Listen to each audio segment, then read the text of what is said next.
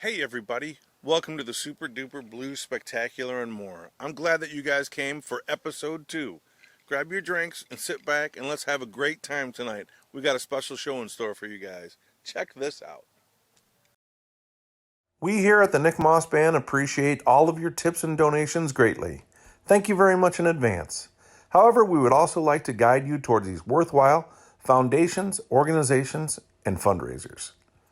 Please take the time to check out the Blues Foundation, Willie Dixon's Blues Heaven, Black Lives Matter, because let's face it, if it weren't for Black Lives, there wouldn't be any blues. The Little Walter Foundation. Also, search Foxfire Blues Assembly at GoFundMe.com for this worthwhile cause. And finally, check out Music Cares. They all deserve your attention. Enjoy the show.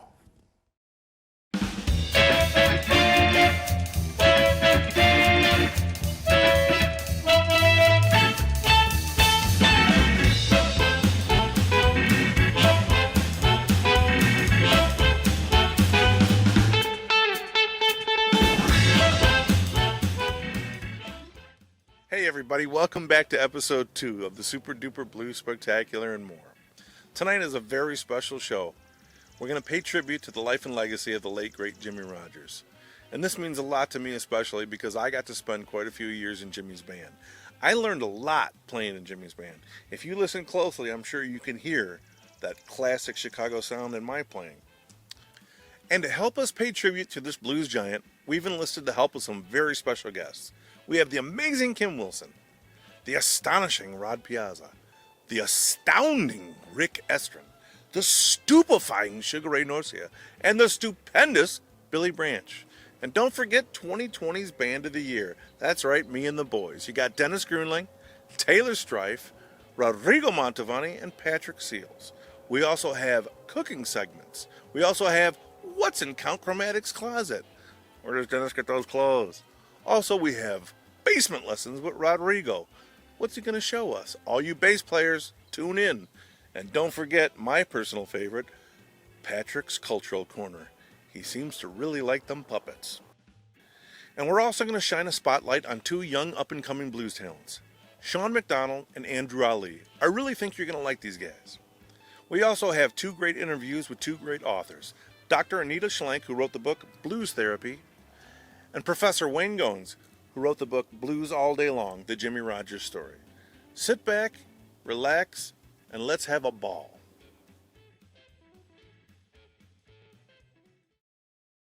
One, two, 3, 4.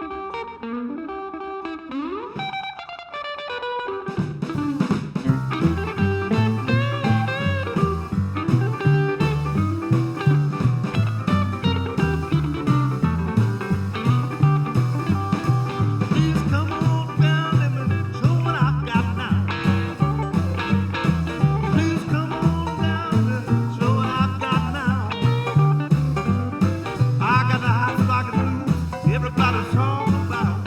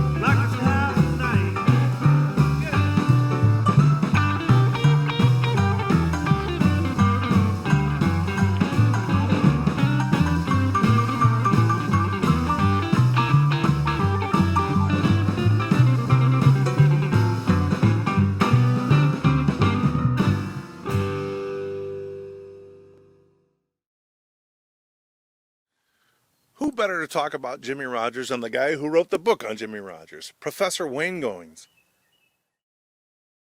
How are you, sir? I am fine. How are you? I'm doing great. Ladies and gentlemen, I want you guys to meet my friend, Professor Wayne Goings. He wrote this wonderful book on Jimmy Rogers' life, Blues All Day Long. What prompted you to write this book? Actually, I got really lucky.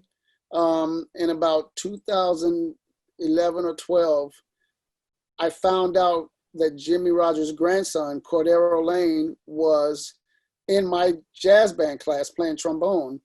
And Wow. I didn't really know it was his grandson because his last name was Lane, and I didn't know that Jimmy Rogers' real last name was Lane. So James A. Lane. yeah, so one day he followed me to my office and he said, "You know who my grandfather is, right?" And I'm like, "No." And so when he told me it was Jimmy Rogers, I actually didn't believe him. I actually called his mother. I made him call his mother in my office. And Jackie got on the phone and she was like, yeah. So at that point, I thought, this is unbelievable. And, I'd already written like 3 books before that. And so I thought, somebody's got to write a book, because I knew that no one had ever written a book on somebody like Jimmy Rogers, that famous, and it had never been written before. And I thought, I'm the one to do it. This is just too good to be true. And I just decided to do it. I called up. Well, bless you for doing it. Well, thank you. I thank you. And so I called up the University of Illinois Press. I got a book deal. And I went to work, man. And I started contacting cats who had played with Jimmy. And you were one of the first people I contacted, which was I remember that. Yeah, that was a great day, wasn't it? Hell yeah, man, I'm telling you what. And in reading through the book, all the great names, all the great artists that contributed. Talk about some of the great artists that contributed to the book. Oh my God, man. I got so many people. I actually had to try to find, I listed, it's like a who's who. I'm just going to read a few names. Go ahead. Rich Kirch, Jim Carr, Barrelhouse Chuck, God rest his soul, Billy Absolutely. Flynn, Steve Geiger, Madison Slim. I got everybody, Tony Melio, Ray Norcia, Frank Right Hand Bandy, Scotty Bad Boy Bradbury, Billy Branch. I got everybody, anybody who was alive and still playing. I hit everybody, man. It's packed with just about every name you can think of that was still alive that played with Jimmy. I got them. I don't think I missed anybody. I don't think you did either. Well, Sam Lay. I interviewed Sam Lay, and he just was not trying to play ball for some reason. Well, Sam wanted to talk about Sam, I'm sure. Yeah. And rightly so. Yeah. He has his own legacy. That's right. But let's talk about Jimmy's legacy. That's right. Why is it so important for the people out there that don't know? Why is it so important for people to understand, better why you wrote this book to keep his legacy alive? Well, as you well know, back in the day when they were doing 45s and not really too many albums back then, the albums that were put out were really just sort of compilations of all the 45s that were out, or even 78s that were out. And they didn't list the sidemen on those early albums on Chess Records. So you didn't really know that was Jimmy Rogers playing guitar behind Muddy Waters' first album, which were basically greatest hits. Right. And so for a long time, Jimmy Rogers was kind of an unsung hero, unless you were living during the time that Jimmy Rogers was doing his own 45s and 78s. So, I just felt like he was an unsung hero, and he deserved to get credit for playing that second line guitar, because without that, Muddy Waters' songs wouldn't sound the same. He deserved to get this credit, Jimmy Rogers did. He deserved it. Absolutely. I've always felt like Jimmy is probably one of the most underrated of the Chicago blues band to come out of that Chess Records era for the 50s and 60s, and some of the greatest songs. And as you said, his guitar playing is unparalleled, unmatched. Without his rhythm work under some of those songs, they would be different songs. He was so consistent. He was so musically just tasty. And he was a great singer in his own right, and a wonderful guitar player, as we talked about. And on top of that, he was one of the nicest people. Like nobody says a bad word about Jimmy Rogers, and that was really wonderful to discover. I was really happy to get to know his family, and it turned out that I had only lived like 2 blocks away from his house the whole time. They lived on the south side, where 63rd and Honorary. That's right, and I lived on 64th and Laughlin, and our house is still there. Amazing. Yeah. Well, this is a wonderful book, and it's still available. Where can people find this book? You can get it everywhere. I mean, it's on Amazon. You can get it on. I mean, there are copies that are, oddly enough, if you try to get it on Amazon, they're selling this book for like hundreds of dollars. So it's really strange. But if you really, really, really, really want it, call me up and I'll take care of you. I got get a signed copy from you. I got copies for sale. You can get a signed copy from me. Absolutely. I got mine. Yes, you do. Yes. You All do. right. Thank you, Professor. You're very welcome. Thanks for calling me up to do this. I appreciate it. I'm always happy to be a part of anything that's celebrating the life and times of Jimmy Rogers. Absolutely. Stay safe. Thanks for doing this. You too. Bye-bye. Bye-bye.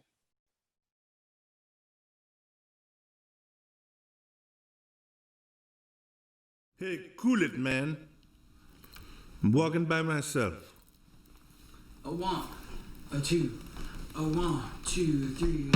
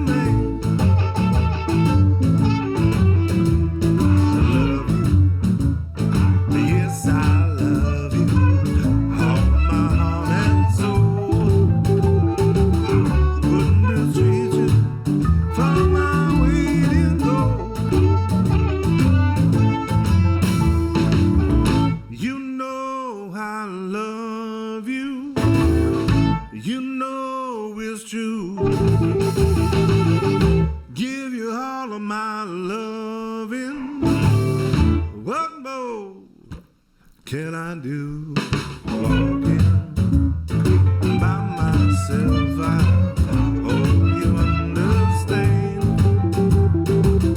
I just want to be a loving man.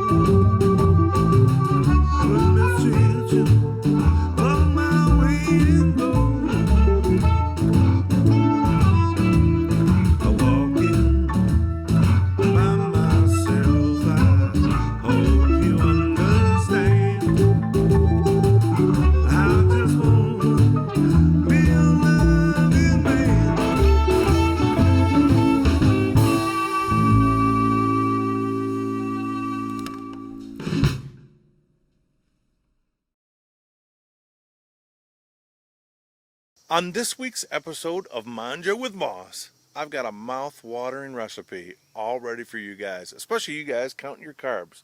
Check this out.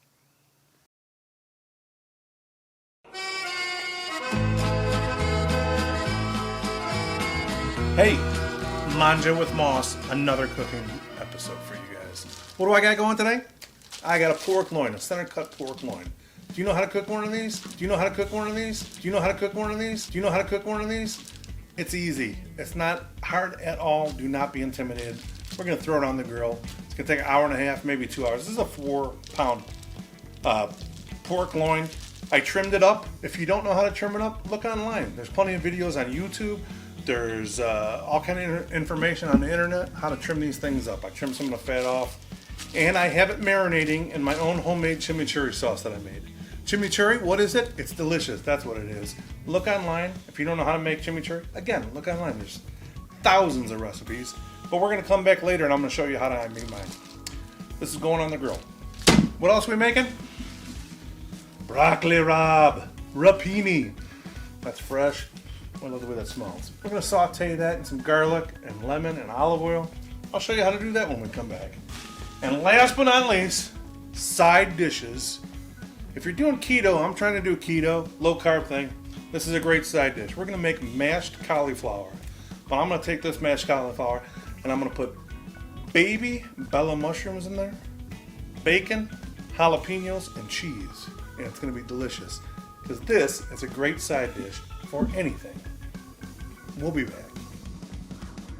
Let's put this bad boy on the grill. I'm talking about a delicious pork loin.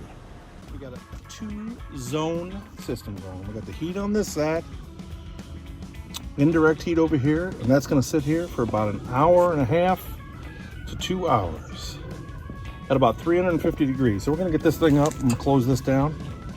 We're going to watch that temperature. In fact, I'm going to put a thermometer in a minute, and we're going to try and cook this until the internal temperature is 145 degrees. We'll be back, and we'll check on it in a little bit. Chimichurri. It sounds weird. It sounds even hard to make, but it's not. Let me show you. Flat leaf parsley, cilantro, some limes, garlic, some red wine vinegar,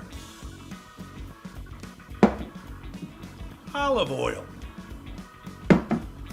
salt, pepper.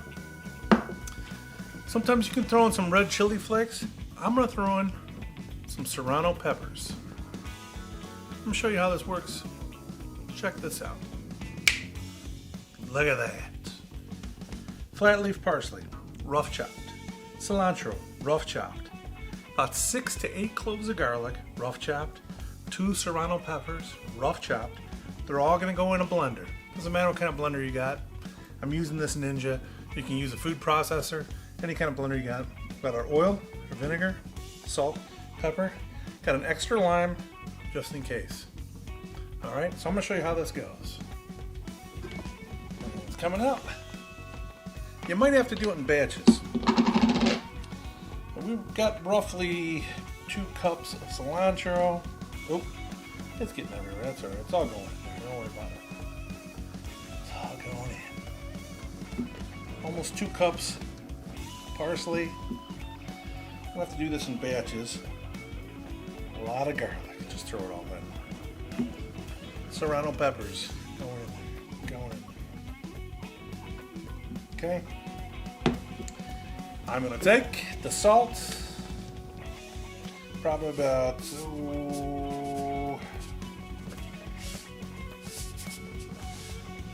teaspoon of salt. Well, let's go with a little bit more. About a teaspoon and a quarter salt. Cracked black pepper. And go right here. Probably another half a teaspoon of black pepper. You already got the serranos in there, so don't worry about it. Okay? Squeeze the lime. Squeeze that lime good. Tell you know what? I've got something even better for that. Found it! Lime squeezer. Always handy. Just shove it in there. Squeeze. Oh, that's what I'm talking about. One whole lime. Cut in half. Squeeze it in there. Get all that juice in there. Nice. A little bit of red wine vinegar. Maybe about a tablespoon, a little bit more. We need some liquid. Good old olive oil. That's going in there. Just kind of eyeballing it. Probably going to go a third to halfway up. I can see it in there. Let's see. Get a lot of olive oil in there. Got a little bit more.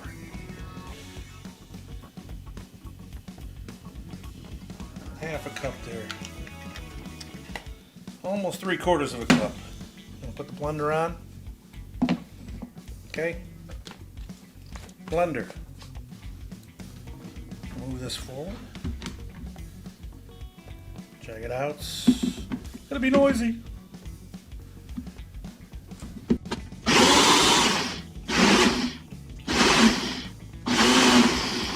I'm gonna pulse this because I kind of want it a little chunky.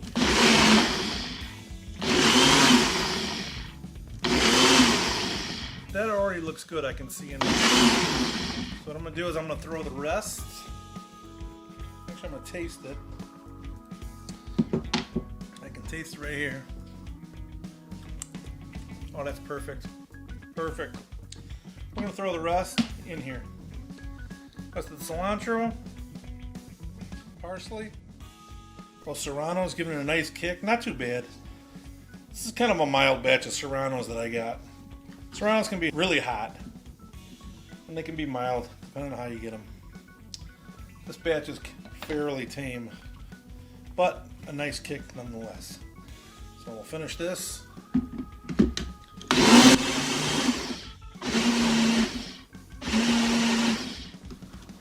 Let's see that. Move this out of the way. Get my hands off. Let's open this.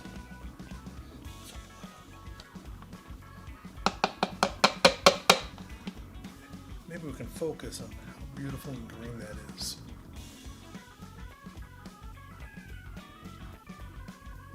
As beautiful as that looks, it tastes even more amazing.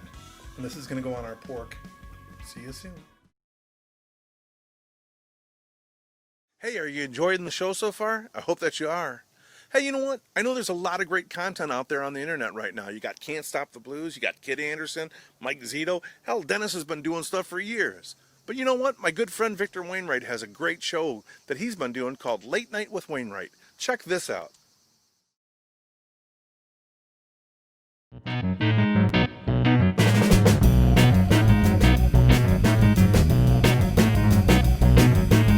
at it.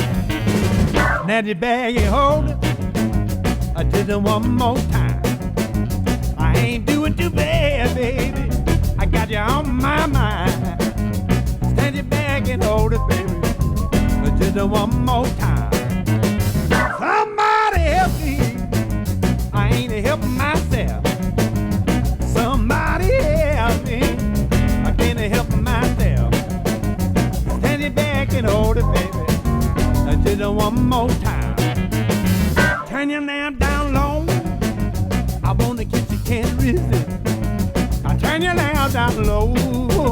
I wanna kiss you, can't resist. I stand your back and hold it, baby. I did it one more time. Oh, come on, man, let you get it. Hey folks, I'm really excited for you to meet my first guest.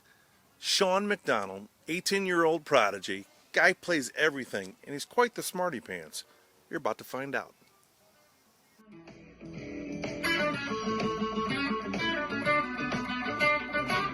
All right, ladies and gentlemen, let me introduce to you guys this young man right here on the camera, on the screen right here. This is Sean McDonald. Some of you guys might not know who he is because, first of all, he's very young, and he hasn't really been out in the public eye too much as far as the music world. But those of us in the music world in the know how talented he is. But he's also somewhat of a smarty pants. Well, I You're appreciate that. 18 and a junior in college. A junior in college. I just All finished right. my sophomore year. I That's attend Middle amazing. Tennessee State University, and I'm majoring in audio production and minoring in music. Um, and it's been a wild ride so far, you know, like being so young and getting ready to, like, I graduated at 20, you know, so that's really strange. So graduating high school at 16, graduating college at 20, everything's flying by so fast, and you know, I'm just here for it. I got exposed to you through Facebook. Mm-hmm. I started seeing these videos pop up, and I was like, who's this guy? Who's this guy? It's just some young kid, man, that just sounds like you've been doing this for 50 years. And it feels like I've been doing it for 50 years. Like with the experience that I've gained in the short amount of time that I've been doing it, um, it feels like I've been doing it for a long time. But I perform with musicians that are a lot older than me. Yeah. So it helps with the experience. So I'm not just, you know, using what I know as a musician. I'm also learning from them in the process of doing shows and, you know, sessions at times. You're a multi-instrumentalist. You play guitar, you play some keys. Yes. I heard you play some harmonica. I do play the harmonica. I started out playing drums and piano. My father's a drummer, so he started me out when I was about 2 playing So drums. tell everyone where you're from first. Okay, so Your I am story, tell from- them all that. Let's tell them where you're from. So I am from the great soul city of Augusta, Georgia, hometown of Mr. James Brown. I Nice. started out, like I said, I started out when I was about 2. My dad said that when I was, you know, when my mom was pregnant with me, he would play jazz music. So I had a really, really early exposure to music. He would play it when I would cry, which is very rare, but it would calm me down. He said I would just look around and I would stop crying. He started me out playing drums. When I was 3, I found out about Ray Charles, so then I started playing piano when the movie came out. My grandma had it on bootleg. Wow. And I watched it and I said, I want to do that. Even then, when I was young, I surrounded myself with the elders. Like I wasn't really the type of kid to hang around kids my age. Like I went to a daycare and I would sit in the corner and I would be playing by myself because I knew I didn't fit in at the time. And so whenever I got around people who were much, much older than me, like maybe 20 times my age. I'm 3 years old hanging out with people who were 50 and 60. It just felt more natural to me. We have some some connection to these older people, and it helps us better understand the music that we play because we understand, we've been with them, we've understood their struggles, so it makes us feel what we do even more. I was raised in the church. And so from an early age, I was like imitating the pastor. So that's always been a thing that's been like a part of my sound is the church. And there was this one guy at my aunt's church. His name was Mr. Floyd. And every time my aunt had choir rehearsal, because she sang in the choir, I would go up the stairs and I would hang out with Mr. Floyd. And he would be in the back section with all the guys singing tenor, but he had all these percussion instruments. So that kind of like piqued my interest. And he taught me how to play the tambourine when I was like 2, 3, 4. And then after that, the rest is history. What was it about blues that, because I can see that you're deep into it. So it runs in the family. We have a lot of singers in our family and musicians, but I'm probably the one anomaly because I play the blues. And the main thing that really led me to it was how much it reminded me of church. Like it was something that makes you feel good, Absolutely. And like I said before, when I used to imitate the preacher, he's always and the Lord said, and I heard that in Muddy Waters and in B.B. King and in John Lee Hooker and Howlin' Wolf. I heard those same qualities, and I grew up listening to that stuff. Like it took a while for me to kind of expand my range into more, and just delving out into, more people. But it started off with, I think it was B.B. King and Muddy Waters. And then I ended up getting a guitar when I was 7 because I was playing Guitar Hero, and I was like, okay, I want a guitar. And my first guitar is actually sitting over there. And Oh, that's awesome, man. so Well, now you gotta show me. hold on 1 second. All right. So this was the first one. The That's story history. behind this. That's history. When I was young, when I was like 7 and 8, I had heard about these guys, I had, heard about Chuck Berry and stuff like that just made me want to get into guitar. But when I got the guitar, after a while, I was listening to guys like Robert Johnson, Son House. So you got into it deep early. Really deep, really deep. Matter of fact, How did that happen? Your dad again? Kind of, sort of. Like or your own curiosity? It was my own curiosity. I found out about, and because when I started playing guitar, I started out playing slide, and I was listening to, like I said, it was Robert Johnson and Son House and Mississippi Fred McDowell. So I was trying to imitate those guys, and ended up trying to tune the guitar so that it fit the key of the song. And I think I about broke all the strings off except for the E and the B string. And then that's when I learned how to do which turned into me, when I got older and learned about Jimmy Reed and all the Chicago cats, it became the groove. Yeah, all of that stuff. So that was honest. That was how I got into it. And I think the little breakthroughs that we hit, in our time of learning, that just like unlocked an immense amount of knowledge that you didn't even know was behind that door. Right. And I think it became solidified when I met B.B. King. He was doing a show at the Bell Auditorium. My dad took me, and my dad knew his grandson, and I met his great-grandson before the show. So we were getting ready to go home. I enjoyed the show and everything. I was getting ready to go back. I was actually going to come to my grandma's house, because that's where I'm staying now, my grandma's house. And I had to help her cut collard greens for the next morning. But my dad, we were in the truck, and he says, "Hey, do you want to meet B.B. King?" And I said, "Of course." So then we circled back around, go to the Marriott, and we waited for about a good 30 to 45 minutes. And I'm growing restless. I'm really I'm anxious right now. Well, you're what, like 9, 10 years old now? I was 8. 8. Well, yeah, you're 8. You're going to be restless. Yeah, I was 8 getting ready to be 9. And I think one of the bodyguards came in or something like that. He said, "And who are you?" And I said, "Sean McDonald is my name, and blues music is my game," or something like that. That's awesome. Oh man. So he said, "Well, what do you play?" And I said, "Well, I play piano. I play a little guitar. I just started playing guitar." And so he's like, "Okay." And then all of a sudden, Wheelchair rolls in. And I'm like, "That's him." So then I go up and I'm talking to him and everything. And I'm like, "Mr. King, my name is Sean McDonald. I truly enjoyed the show, blah, blah, blah."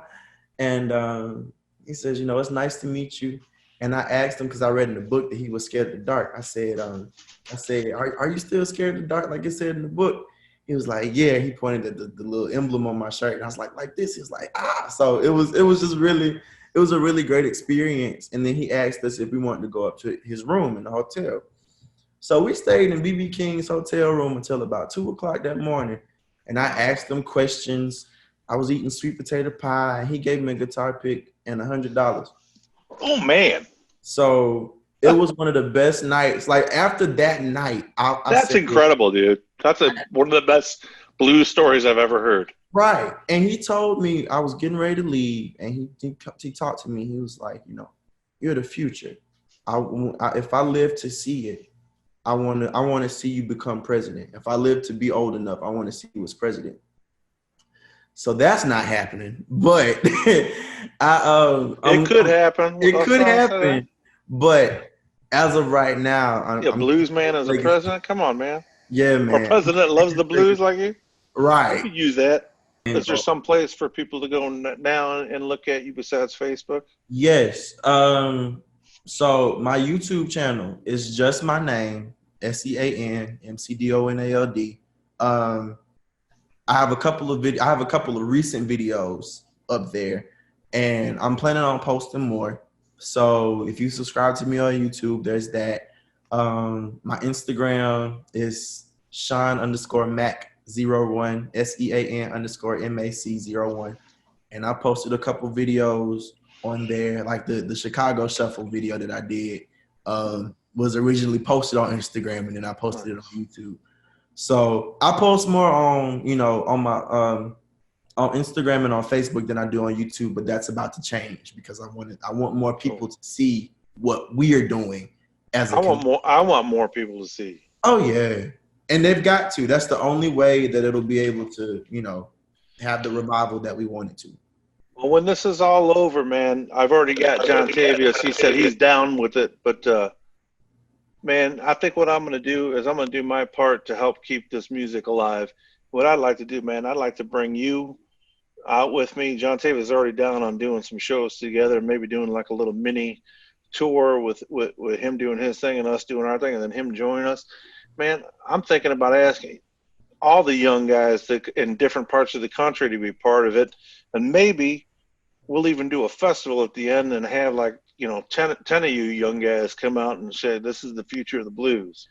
My best to you and on your future, man. I know you got a bright future ahead of you. I'm very proud to say that I know you now. And now we've gotten to even talk face to face, even though we're on a computer screen. But one of these days soon, we'll get to share the stage, and I look forward to it. I appreciate the opportunity, Nick. Thank you so much, man.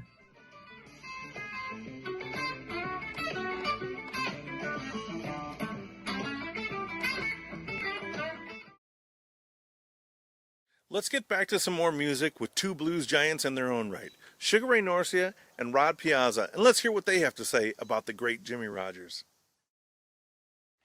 Hey everybody, Sugar Ray Norcia here. I was just reminiscing a little bit about working with Jimmy Rogers back in the 90s, the early 90s.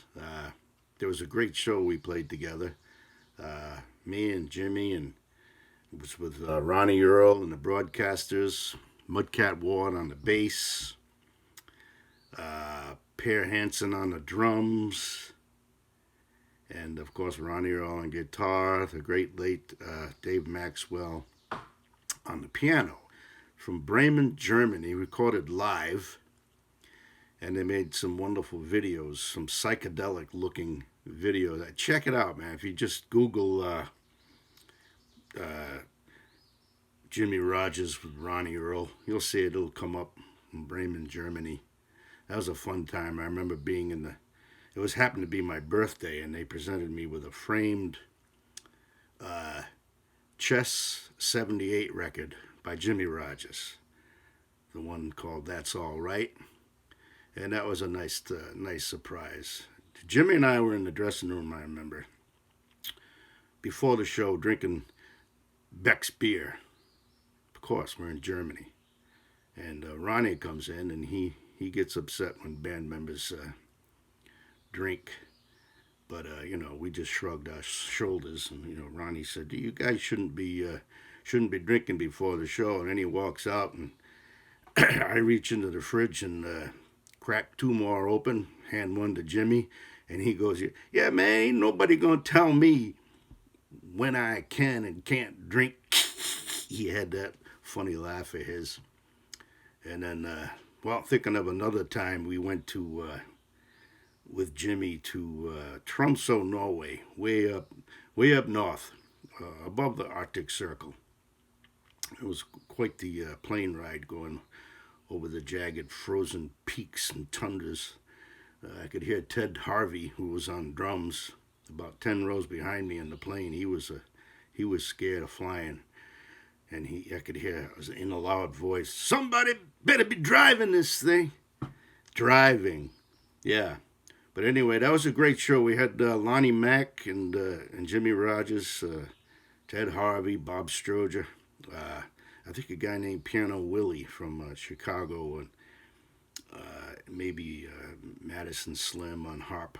But this is the land of the midnight sun. After the gig at like 3 a.m, I saw some guy on a ladder painting his house. Quite the adventures. But anyway, we were heading to the airport to go home, and we saw this big billboard said, Mac Beer, northernmost brewery in the world. And on top of, and of course, we're with Lonnie Mac. On top of that, it was L Mac Beer. So Lonnie Mac said, "Man, we gotta stop." So we pulled into the place and got free beer and T-shirts and glasses and all that kind of thing. So we head back into the van to go to the airport. And a few minutes later, Mudcat says, "Where's Piano Willie?" And we all look around, and he ain't with us anymore. We had left him behind at the brewery, sub-zero weather, and he had on just a light jacket.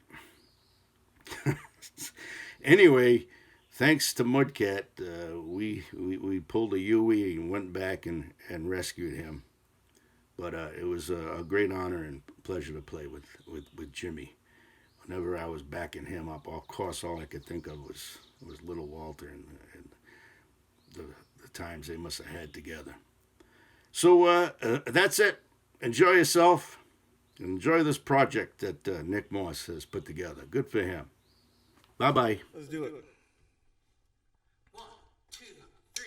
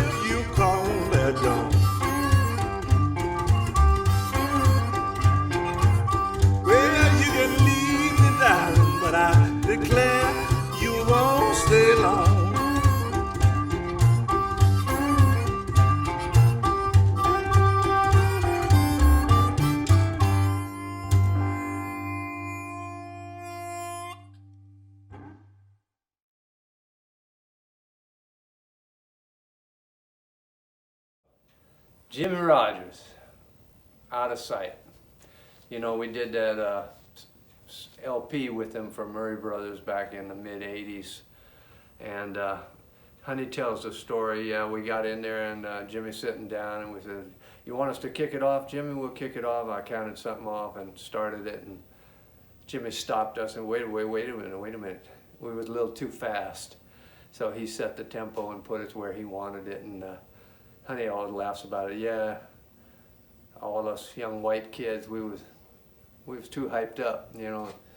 Jimmy set it straight. We made a good record together, feeling good, and I think Blind Pig reissued it again. Here, me and Jimmy over there in Utah, I think it was, or Idaho, wherever Bruce Willis had his club. We was playing. Jimmy Bott took that photo. We was backstage getting ready to go on for Bruce Willis at his club. We had a lot of laughs. He was always just great. We never rehearsed shit. All them tunes we did in one take. Didn't know where he was going other than one of the tunes we had rehearsed, I think. Ba-ba-da-da-da-da, whatever that one was. And the rest of them, I never had heard him. He just he started to playing and we fell in behind him. Anyway, one of the greats, Jimmy Rogers.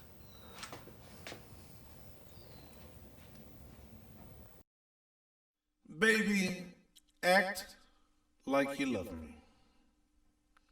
One, two, one, two, three.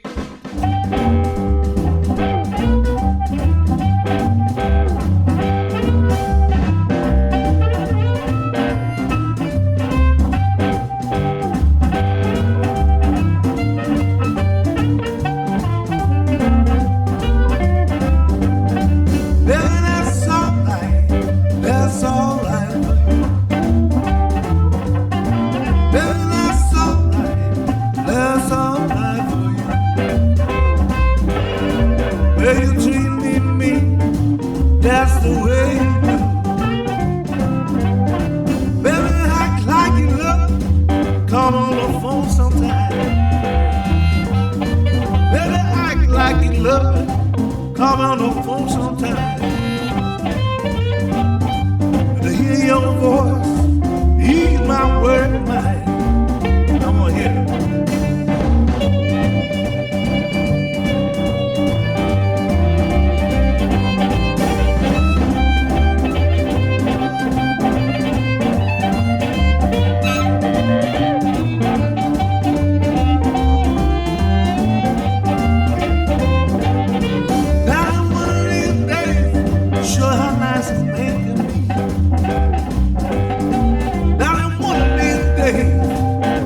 Show you how nice I'm made to be. The love I got for you swears killing for me.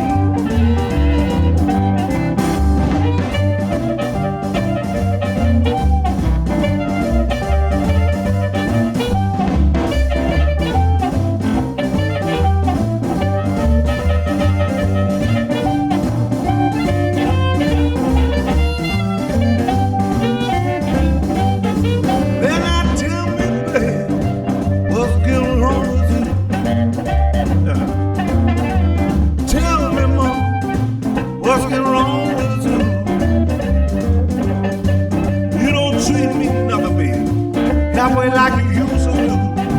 Oh yeah. Oh yeah.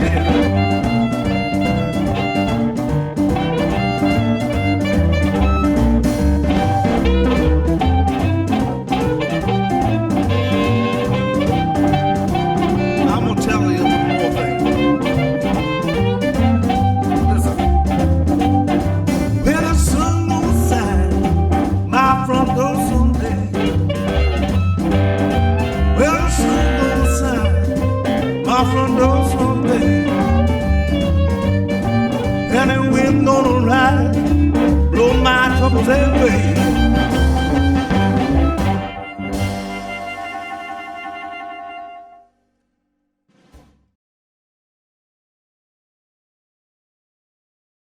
Bass, bass, bass, bass, bass, bass, basement lesson.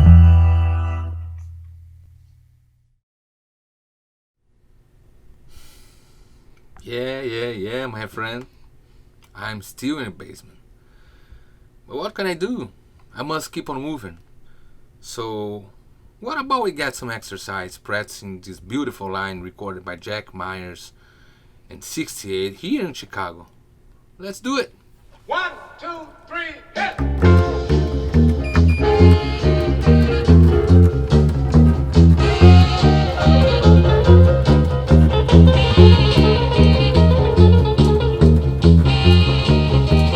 No, I want to hear you playing.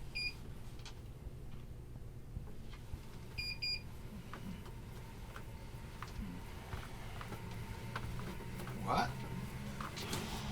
What? Are you crazy? You want me to fall off this bike?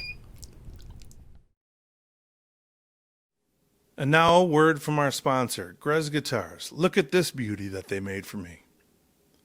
Look at that craftsmanship and the personalized touches. Look at the 12th fret with my daughter Sadie's name. All the way up to the headstock with that beautiful comet inlay in honor of my late friend Mike Ledbetter. If you want a guitar that sounds great and plays amazing and looks absolutely spectacular, check out Grez Guitars.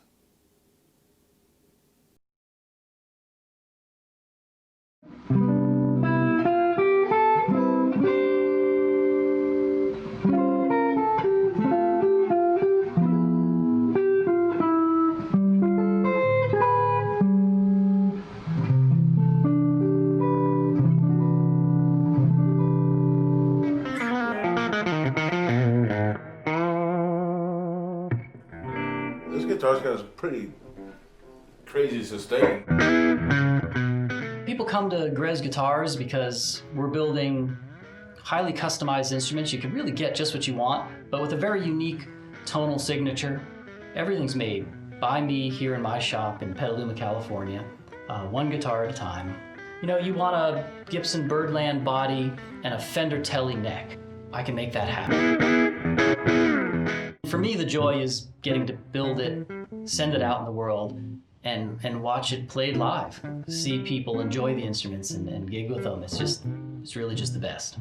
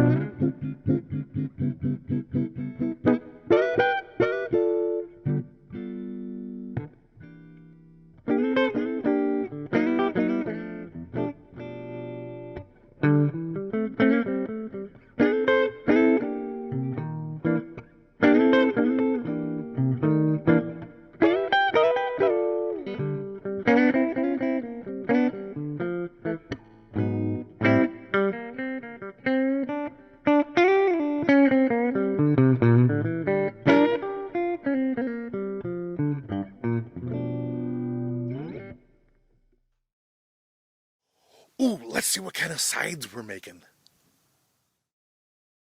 All right, side dishes. Let's talk about side dishes. Here's a side dish I'm about to show you that goes great with any kind of meats. Steaks, ribs, loin, pork chops, whatever you want to make. Chicken, it goes awesome with all of them. And if you're trying to count your carbs, this is the way to do it. We're going to make mashed cauliflower.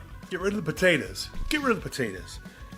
This is going to be so awesome. We're going to mash it up with cheese, some bacon, some portobello mushrooms going to go in there, and some jalapenos. We're going to flavor this thing so it explodes in your head. First thing we're going to do, we're going to trim this up. Trim all these leaves off. We're going to cut all the florets out. If you don't know how to do that, come on. You guys got to know how to cut that up. If you don't, look on the internet. There's all kind of videos. They'll show you. Then it's going right here. Right in the pot. Boiling water. I already got some water heating up. Salted already. When we come back, I'll show you how that works. So check this out. Look at that. Already chopped up. One whole head of cauliflower done right there. It's going to go in the pot right here. We're going to boil it until it's soft and tender. And we can actually mush it, mash it, bash it, squeeze squish it, squash it, and make mashed cauliflower. It's gonna be so delicious. Best thing about this, a nice Dutch oven if you got one. We're gonna use this pot the whole time to cook the whole dish from start to finish in. So we'll be back and I'll show you how this works. All right, here's some of the ingredients we're gonna be putting in here. I got some baby Bella sliced mushrooms. I got them at the grocery store. You can find them anywhere. You can buy whole mushrooms and slice them yourself. This is just easier. When all this cauliflower is done boiling, we're gonna empty it out, drain it, use the same pot to fry up these mushrooms and get them really good and browned. That's what we want for flavor for the mushrooms. Jalapeno, a little kick. We're gonna dice this up, slice it up, however you want to do it. That's going in there.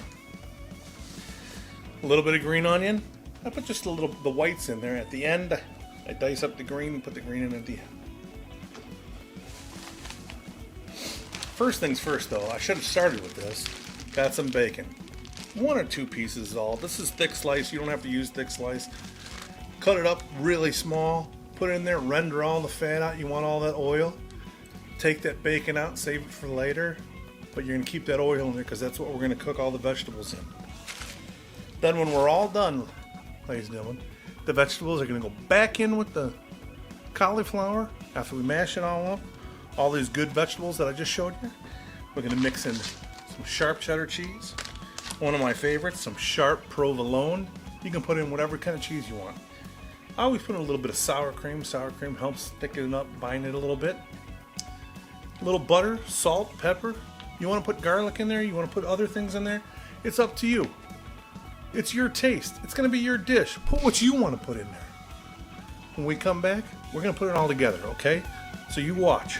We'll be right back. Let's dice up that bacon, jalapenos, and the white part of the green onions. We'll save the green parts for last.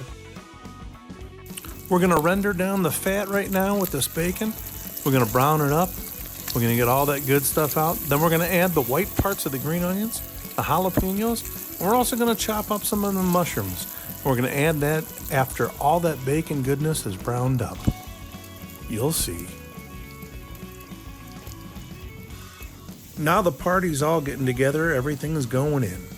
We're going to even add about a tablespoon of olive oil and 1 tablespoon of butter. This is when cooking on a medium to high heat for about 5 to 7 minutes. We want to brown all it up real good. Want to get the mushrooms browned up too. I've added the cooked cauliflower and I've lowered the heat. Now we're going to stir it up and get it all incorporated. Here we're going to add about 1/4 cup to 1/2 cup of shredded sharp provolone cheese. Then we're going to add about 1 cup of sharp cheddar cheese. After the cheese has been added, it's time to get out the masher and start mashing away. Come on, get your arms and all your muscles into it and mash it all up. If you feel like it, you can even put that cauliflower in a food processor first if you want to get a little more creamy, but I don't mind it a little chunky. It almost has a risotto consistency. When it's all done, we're going to add a little sour cream to it.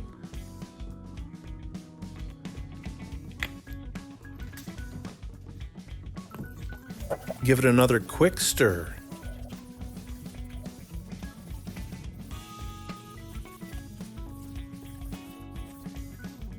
Now let's add some fresh black pepper. You know, you don't have to add any more salt because the bacon had plenty of salt in it, and so did some of that cheese.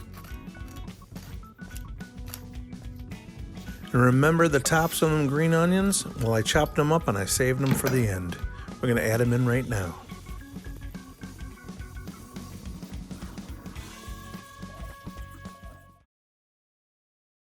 My next 2 special guests both have history with Jimmy Rogers. Kim Wilson and Billy Branch. Let's check in with these 2 greats. Hi, y'all. I just want to say a few words about Jimmy Rogers. You know, I never met a cooler person than Jimmy Rogers. I never met a more real person than Jimmy Rogers. There was no one easier to play with than Jimmy Rogers. He was my hero. He was a very important person in my life. We had incredible times together. And I will cherish those times always. God bless you, Jimmy Rogers. Lou Della, Lou Della.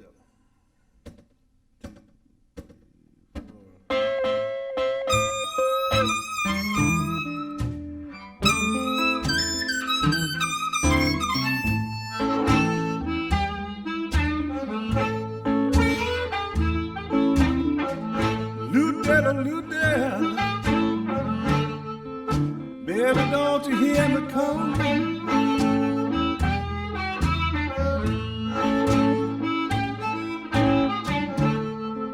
Lou Della, Lou Della.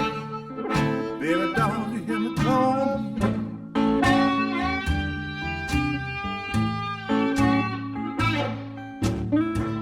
Well, I worked so hard, baby, trying to get home to you.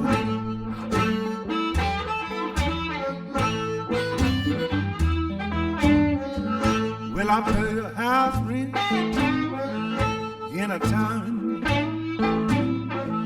Lou Dell, I work in the pizza, trying to keep it clean. Lou Dell, there don't you hear me call you?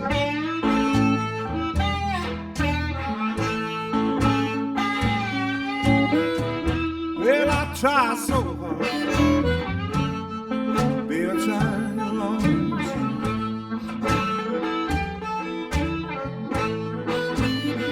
Like me some racket.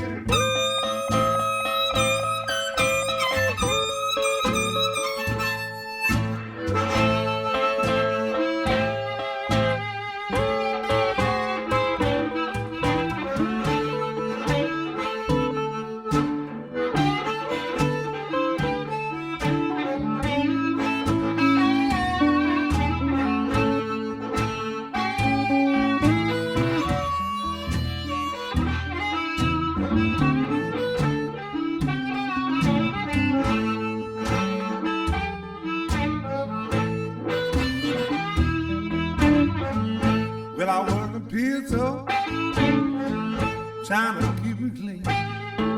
I pay your house rent, time you need, Lou Dell.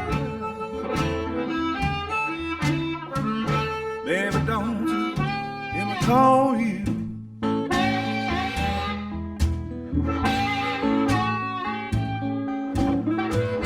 Well, I work so hard,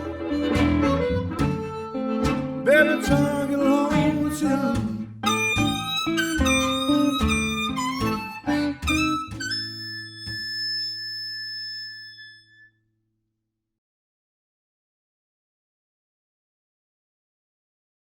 Jimmy Rogers was one of the true guitar greats.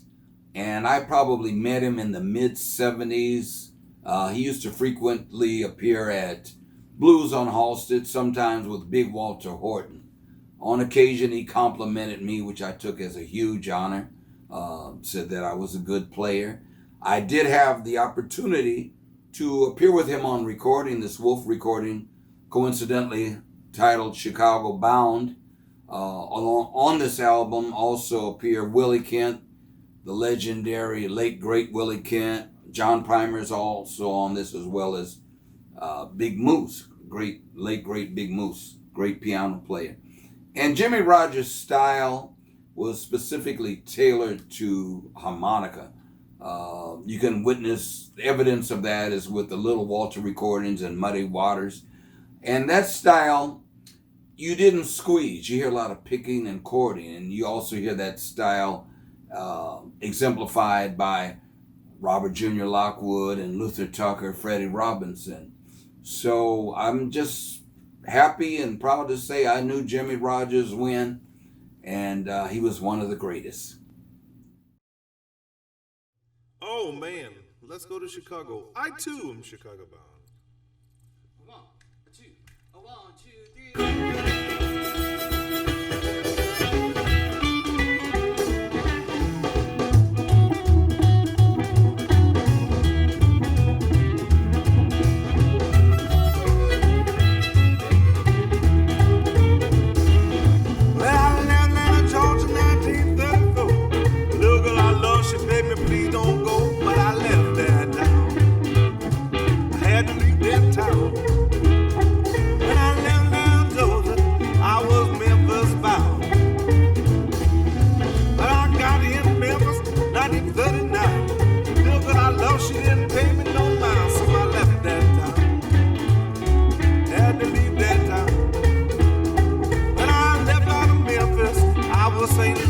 bound. All right.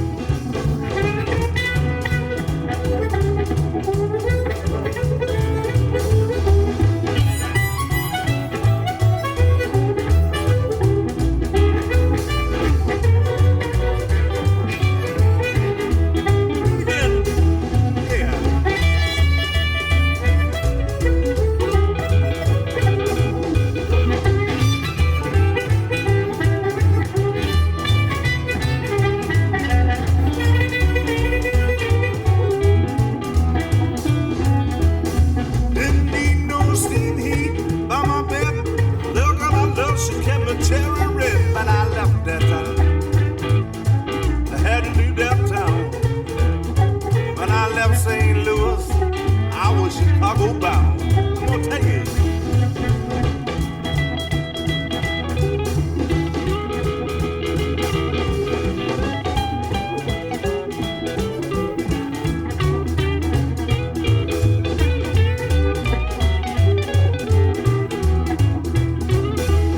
Well, let me tell you something you all should know.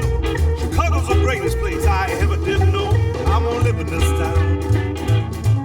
I'm gonna stay in this town. I'm gonna live in Chicago, greatest place around.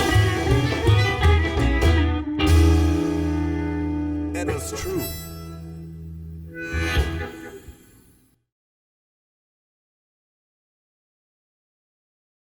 Hey guys, here's another young up-and-comer. This guy's a killer on the harmonica and a wonderful person to boot. I can't wait for you guys to meet my friend, Andrew Ali. Baby come from Texas. She come from far away now. Andrew Ali, how you doing, bud? I'm doing great. I'm doing great, man. Just hanging at home right now. Just kind of laying low, enjoying the summer, man. I'm a summer guy. I'm a hot weather guy. Loving this heat. Yeah. You know, just making it work. I'm not a hot weather guy. I know, that's why you're in Chicago, man. So, Andrew, I want these people to get to know you. Let's talk about where you're from.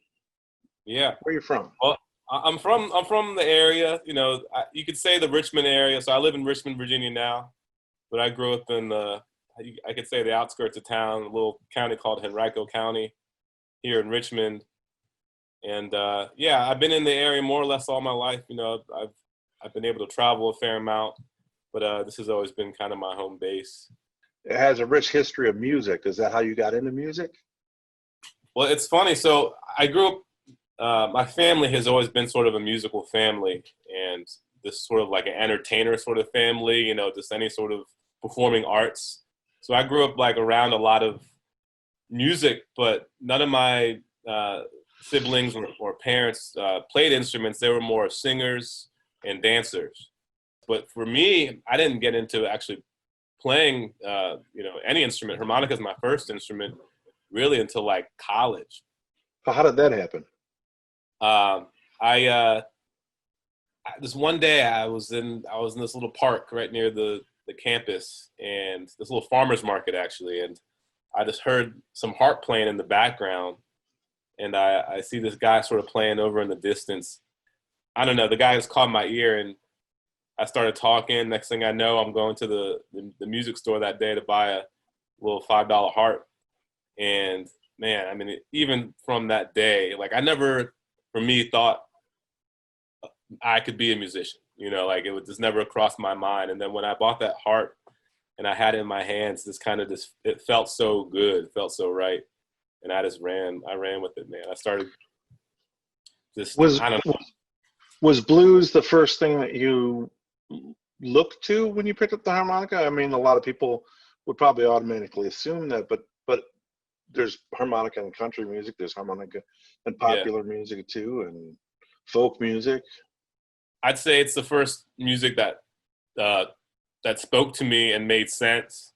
You know, yeah, when I was just really starting to learn the fundamentals of the harmonica, like I was looking at everything.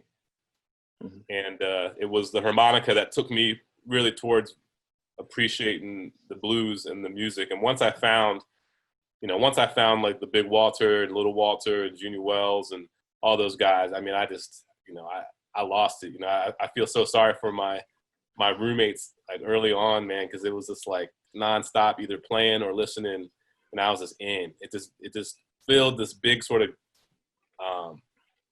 hole that I didn't even know existed. It just felt so right. It was crazy.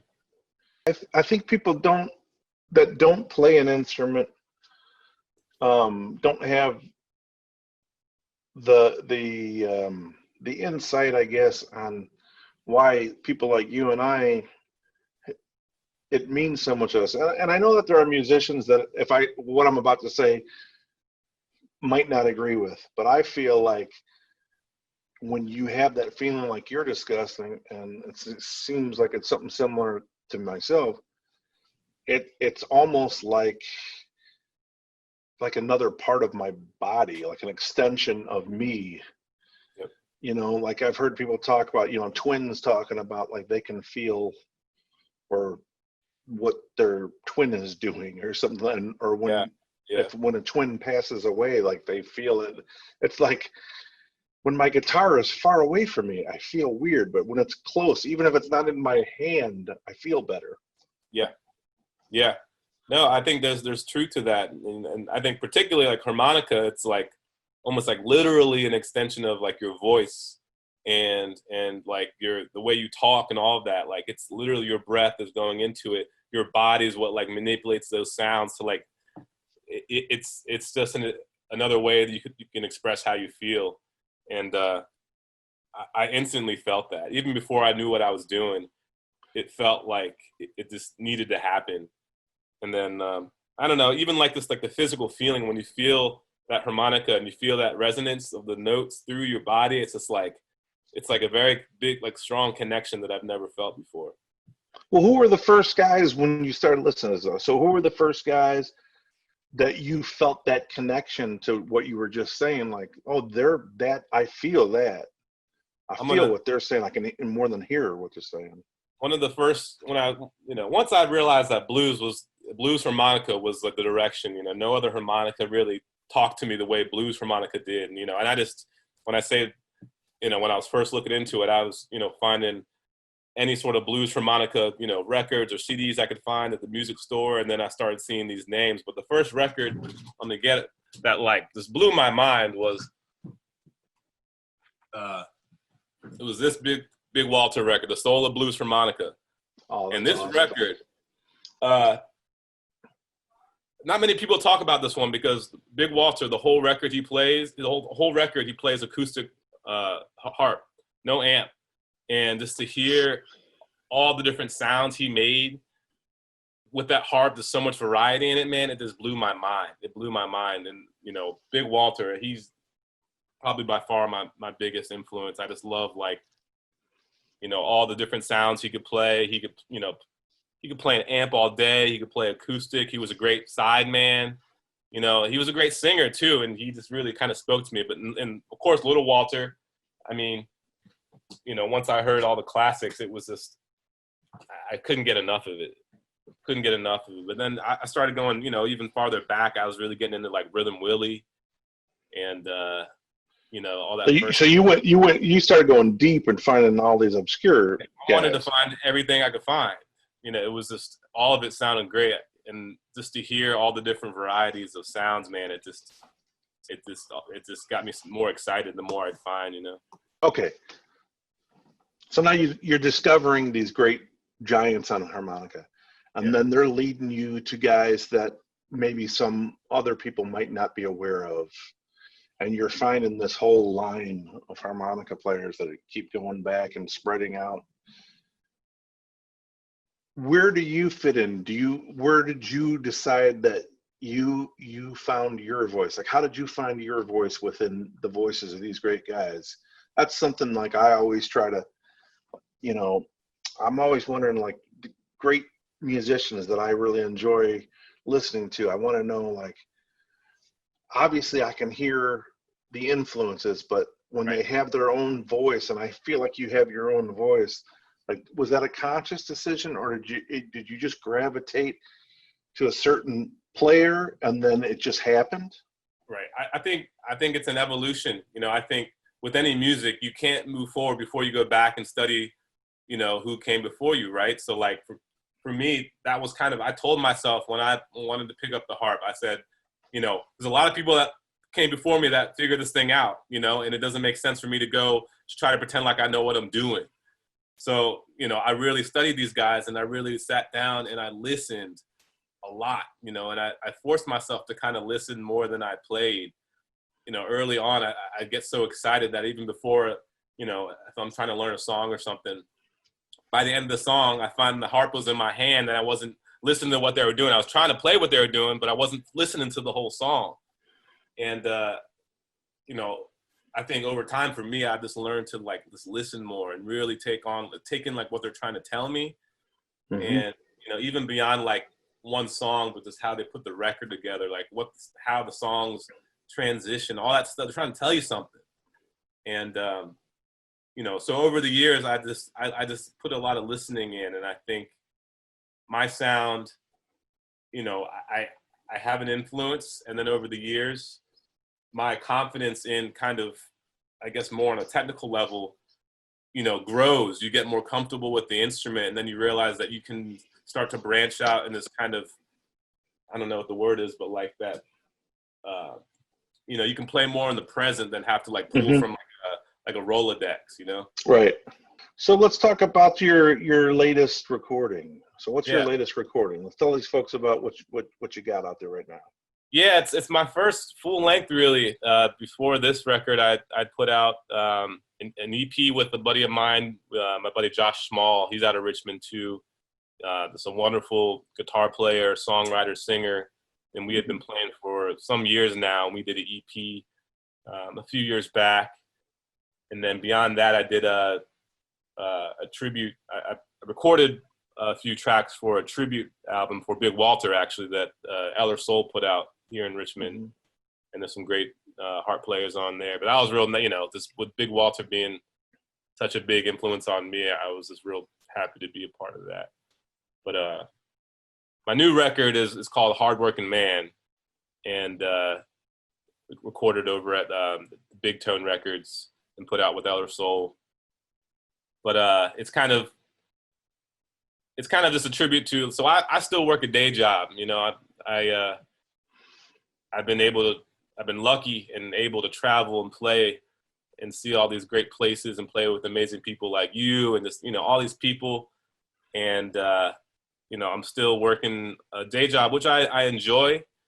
One day I'd love to be touring full time. We'll see what happens with all this craziness. But anyway, the record is just kind of just telling my story about Richmond, about my work, and about my relationships, all that sort of stuff. But I'm pretty happy with it, and people seem to dig it.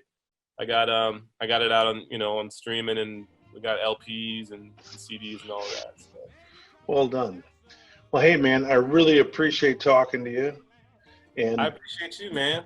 Man, I love the way you play, and I hope when this is all over, we can do some more stuff playing together and getting together with our buddies and playing some more. Thank you very much for doing this. I really appreciate it. Yeah, appreciate it, Nick. No problem.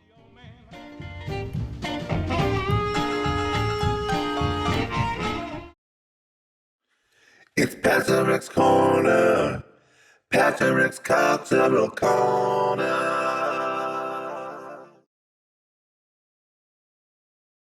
This town and it's spreading for miles around. Now come on, let me show you how to do the monkey donkey right now. Yeah. We are descended from the same thing. Hey, how's that food coming? All right, we're gonna do some rapini and some baby asparagus, sauteed. Got some olive oil heating up right now until I get a little shimmer, just slightly smoking. I'm gonna break this whole piece of garlic. You don't have to break it down. Just want to kind of flavor the oil.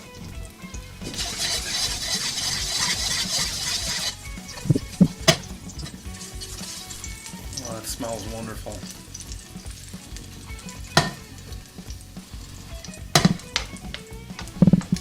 Keep it moving around. You don't want it to burn. When it burns, it gets bitter. Tastes yucky. I'm getting a little brown. There we go. Rapini. It's been boiled to get some of that bitterness out for about 2 minutes. Shocked in some cold water. And then just rinsed off a little bit and dried off. Right in the pan.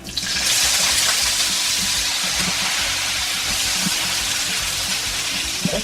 We keep this moving.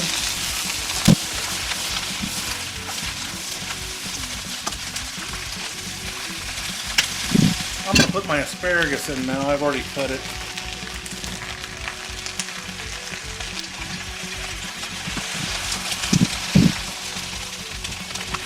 Oh yeah. That's good stuff. A little bit of sea salt. Black pepper.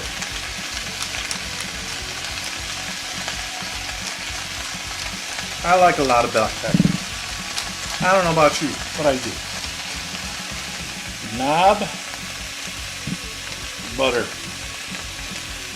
About a tablespoon and a half. Right in there. It's going to sit on top and melt right on top of it.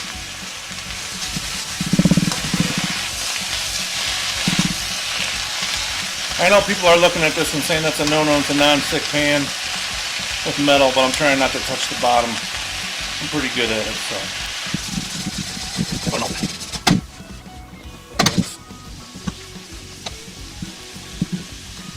Taste that.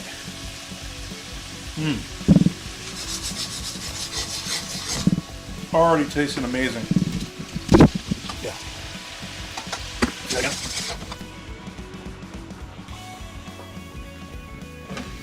Guess what? That's about done. I like it to have a little bite to it.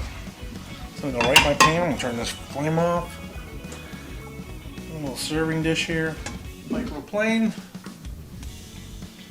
Get that lemon.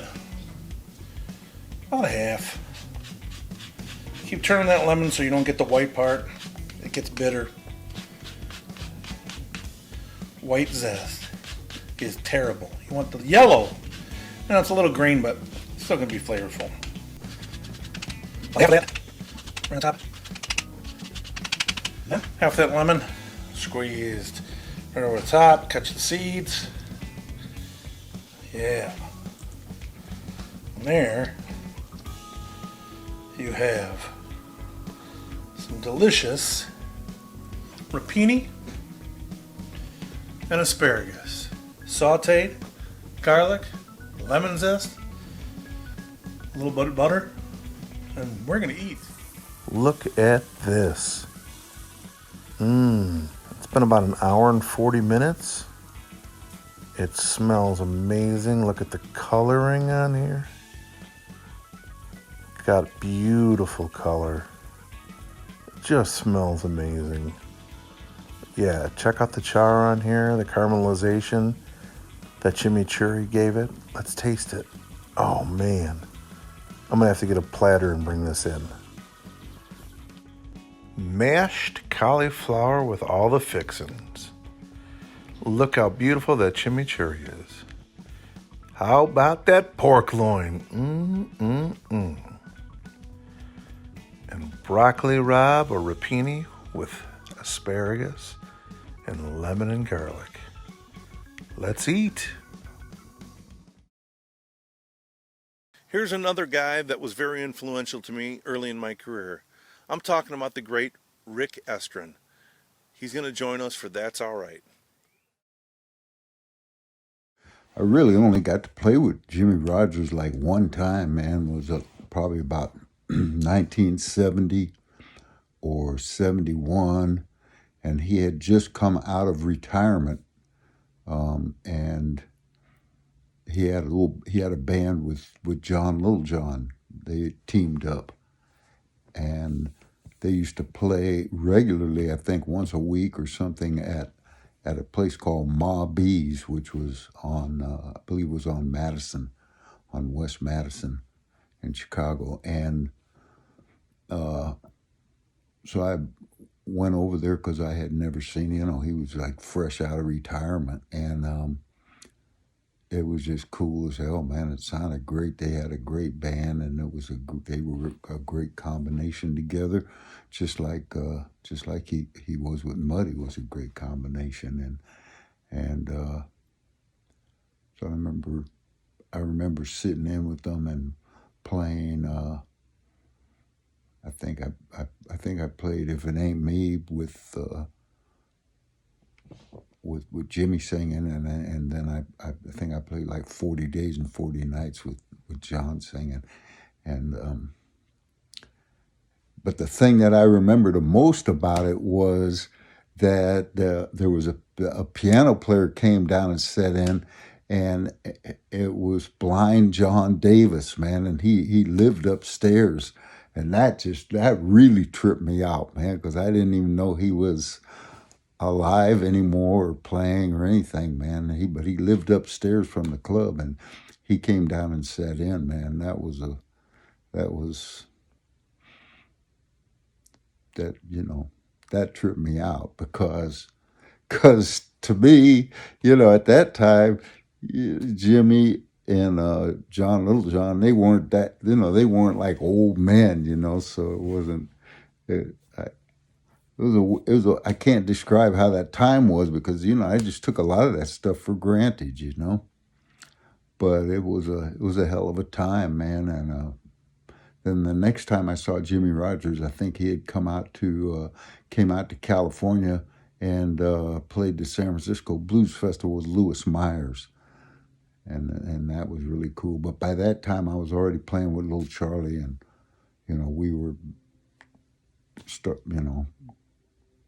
we played all the time. We worked all the time. So I never really had a chance to play with Jimmy again. But good old days, man. That's all right.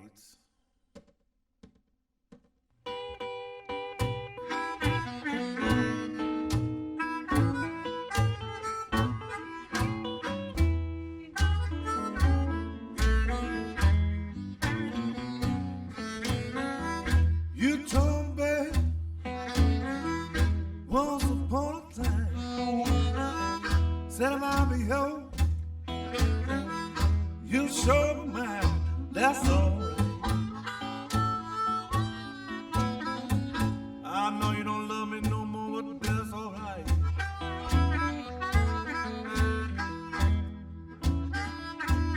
Every now and then I wonder who's loving you tonight.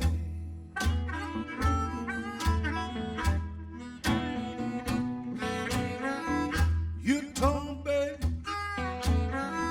love for me was strong.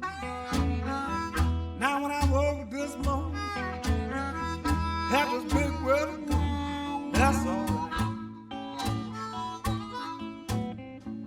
I know you're in love with another man, but that's all right.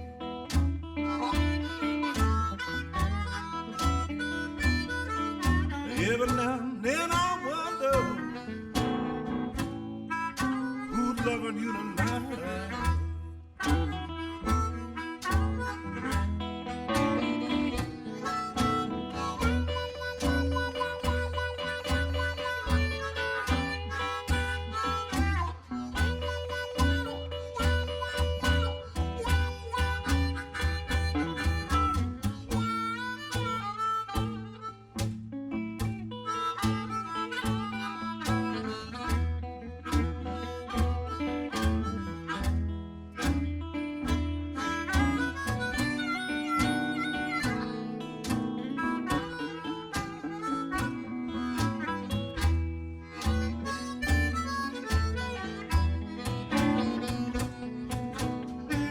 Please tell me, babe, what's getting home to you? You don't treat me nothing down and halfway like it used to do. That's all right. I know you don't love me no more. That's all right.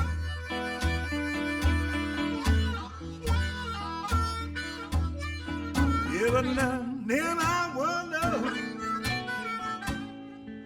who's loving you tonight.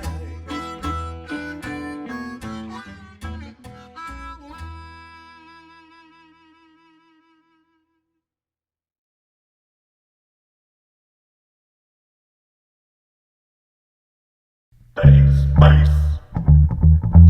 Bass, bass. Bass, bass. Basement lesson. Alright, so I heard that it's already phase 4 here in Chicago. So I'm gonna give it a try to go outside, but obviously not without my mask and gloves. Alright, here I am, outside. I feel so happy. I feel I should play something happy. Happy Slappy.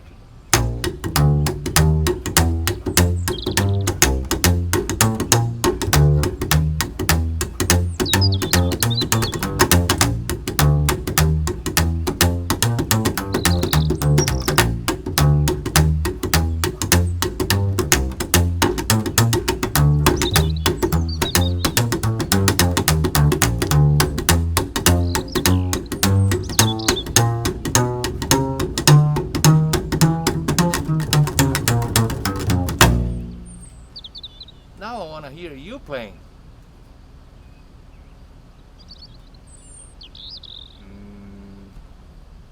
No, no, it's not how you play. And also, looks like the numbers are spiking again. It's gonna start to rain pretty soon, so I guess it's a bad idea to come back in the basement. Uh,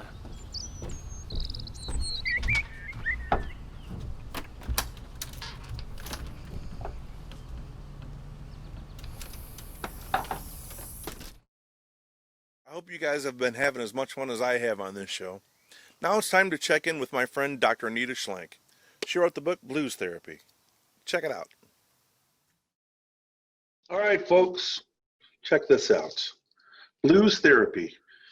My friend, Dr. Anita Schlenk, who is a huge blues lover, blues aficionado, and she wrote this book, and Tab Benoit and Mike Zito did the foreword on this thing, and you've probably seen her at many festivals. We've stayed at her house. She does great blues shows at her house. It's awesome, and we have a good time. So Anita, thank you for doing this. I really appreciate you being here. Thanks for inviting me. Awesome. Hey, tell the folks a little bit about this book right now that I'm holding in my hands. Okay, it's a book about the blues and mental health, and it's written in 3 different sections. In the first section, I try to dispel myths about mental illness, and try to talk about the healing effects of music, particularly the blues. And then in the second section, Tab Benoit, who's my co-author, writes about that from the perspective of a musician. And then in the third section, which is the largest section, we interview 14 incredible blues musicians who have struggled with some type of mental illness and or addictions, and they talk about their journey and their recovery and the healing effects of music. And then, as you mentioned, Mike Zito did the foreword.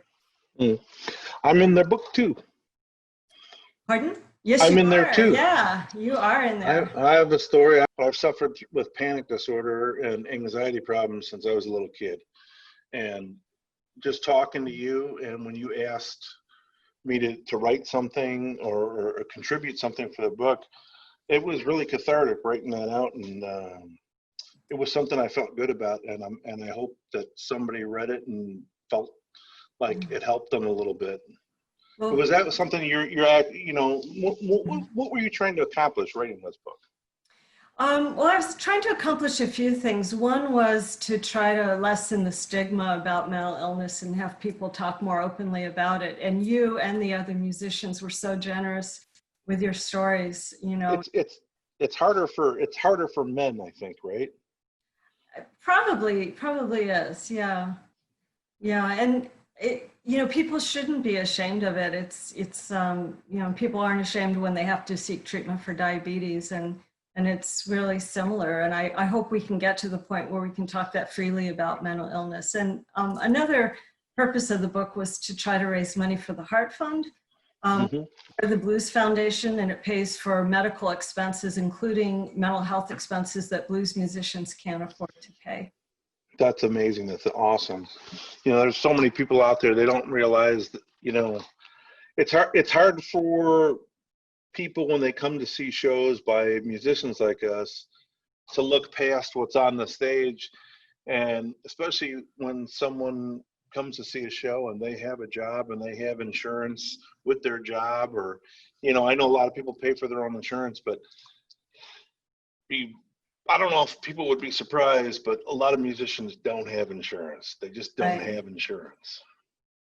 You know, it's a money thing. It's many different factors involved, but yeah. So that's a wonderful thing that you guys are doing there with it.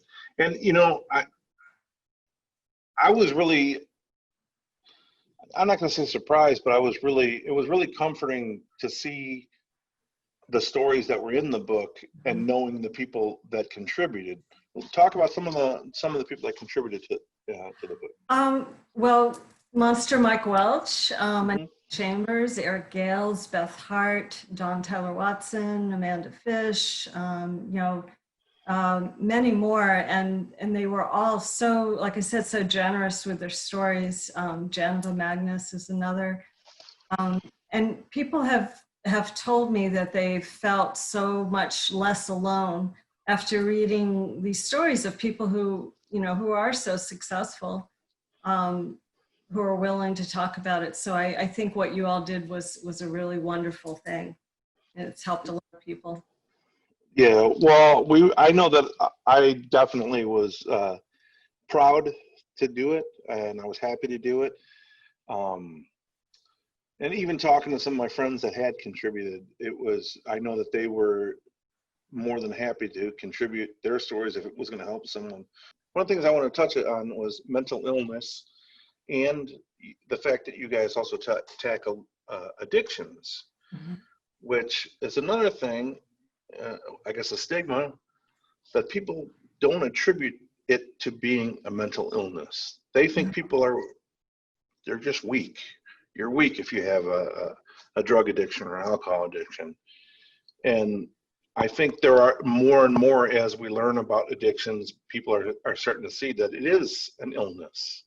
It is a mental illness. Can you talk more about that?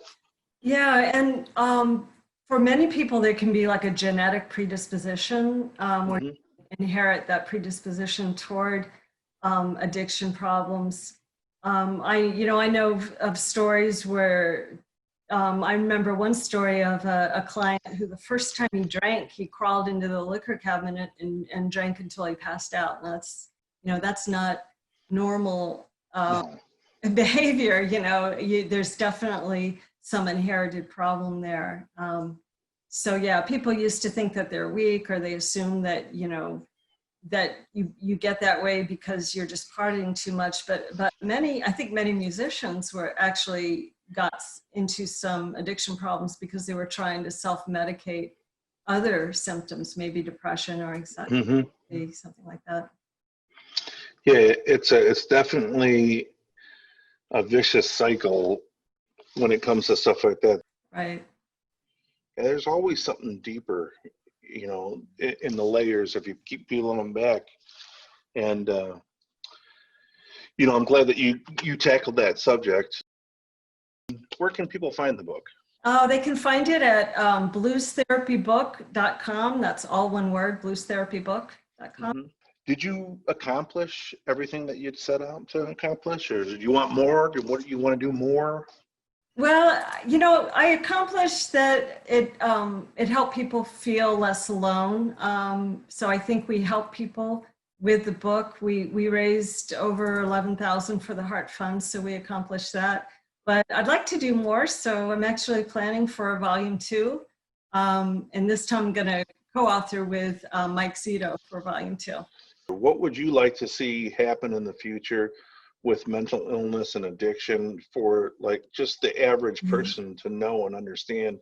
Is there something that we can do to help spread the word and awareness? Something that you want to touch upon maybe in your next book? Well, I'd like to see insurance companies, do a better job of covering it. I'd like to see their view of the stigma. I know of one woman who almost lost her security. She worked for the government, almost lost her security clearance just because she needed to get on some antidepressants when she was grieving the loss of her sister. And, I think we should be worried about people who don't grieve the loss of their sister, you know? Right. So there's a lot of misinformation. I'd still like to do more toward dispelling those myths and helping people speak more openly about it. It's probably more important now than ever for people to speak up about it. Oh yeah, especially with the pandemic and the quarantine, because you know the quarantine can make, if you have a mental illness, it can make it worse. And even if you don't, just being quarantined can cause depression and anxiety, and people can get suicidal. And in times of stress, we tend to revert back to our old ways of self-soothing. So people who may have had some problems with addiction, you know, could Right. themselves relapsing. So yeah, I think it's more important than ever. Are there steps that people can take when they're feeling that way during this pandemic? You know, talking about it, you know, seeking therapy. There's lots of therapists who are doing, you know, kind of Zoom therapy or video therapy. And sometimes people do need some medications too, you know, maybe not for a long time, but to get them over these tough times. These are very stressful times. In the book that you state that music is a healer. And I've always believed that music is a healer. I realized that music was a healer when I was a kid. And, you know, when I would have anxiety issues or panic issues and not even realize what was happening to me, all I knew was that something was happening that I wasn't feeling either A, happy, or B, just not right. And the first thing that I did was go into my brother's room and sit with my brother, and we listened to records. And then everything, all our problems, anything that was bothering us, surrounding us, just went away. Yeah, I mean, there's playing music particularly is beneficial, but even just listening to music can be very healing, and it causes chemical reactions in the brain that are like, you know, the brain chemicals that are associated with pleasurable things, you know, get activated. And so I think all music can be very healing. I think the blues can be particularly healing. You know, some people think there's a beauty in the sad tones, the minor keys, and some people think there's like a catharsis to hearing the lyrics. You know, other people talking about, you know, the blues, talking about their life struggles can be very comforting, again, to know that you're not alone. That's absolutely true. And I'm glad that we have music. I'm glad that we have fans. I'm glad that we have people like you that are music lovers, fans, and PhDs and know all about this stuff. So the book is Blues Therapy, and it's Dr. Anita Schlenk, and we got to get together and have another house party soon. I hope so. Thank you, Nick. Cook again. I'll cook for you again. Okay. All right. Thank you so much, Anita. I really appreciate it. Thank you, Nick.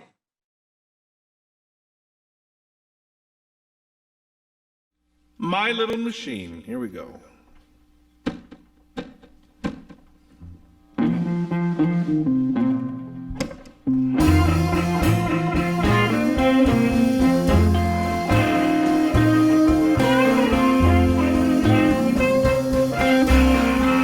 Oh yeah,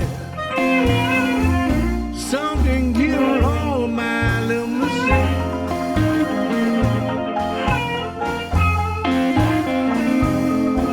Oh yeah, something get wrong, my little machine.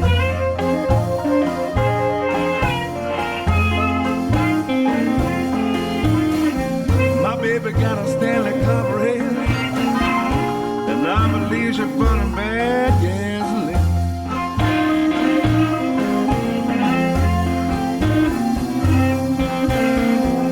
I don't know, babe.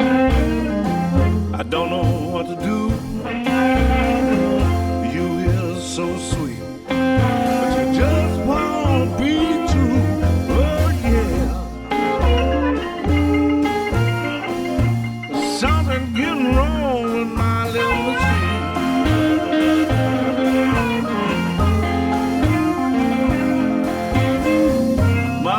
got a Stanley carburetor. Leaves her burning bad gasoline.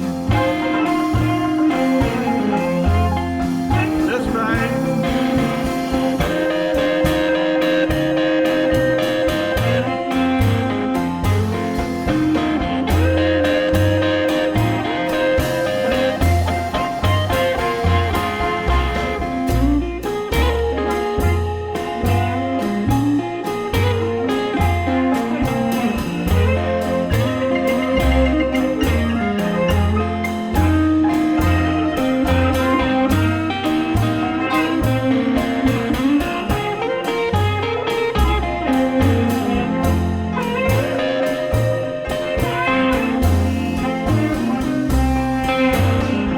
I believe I'll go out east. I go out on the mountaintop. I don't know what I'll find, but I swear I will never stop. Oh, yeah. Something getting wrong with my little machine.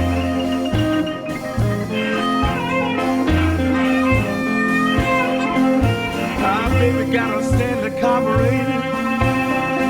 And I believe you're burning bad gasoline.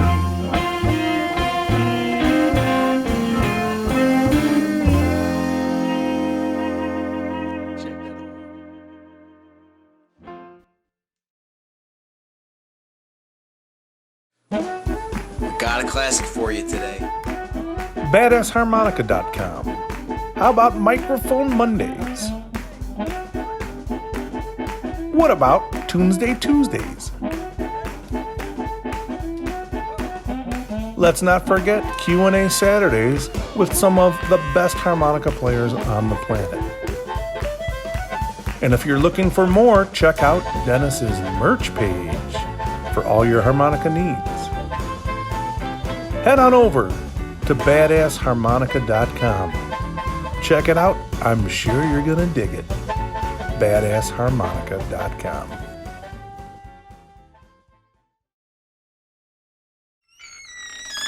What's in his closet? Count Chromatic closet. What's in his closet?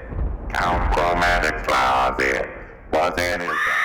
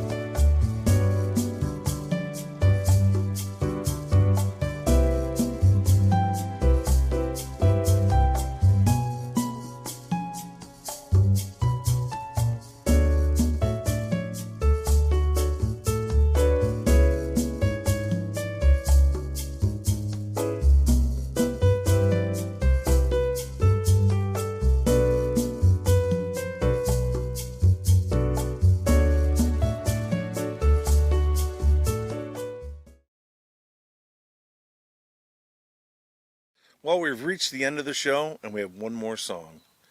We paid tribute to the great Jimmy Rogers, and I want to thank all my special guests who helped out. Thank you from the bottom of my heart. I'd also like to thank the young up-and-coming talent that I got to interview, Sean McDonald and Andrew Raleigh. And folks, don't forget to go out there and look for these two great books. One by Dr. Anita Schlenk called Blues Therapy, and the other by Professor Wayne Goins, who wrote Blues All Day Long, the Jimmy Rogers story.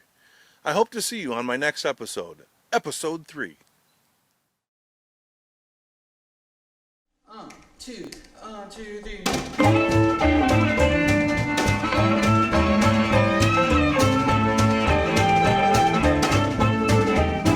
Well, I'd rather be slapping drunk than anything I know. I would rather be slapping drunk than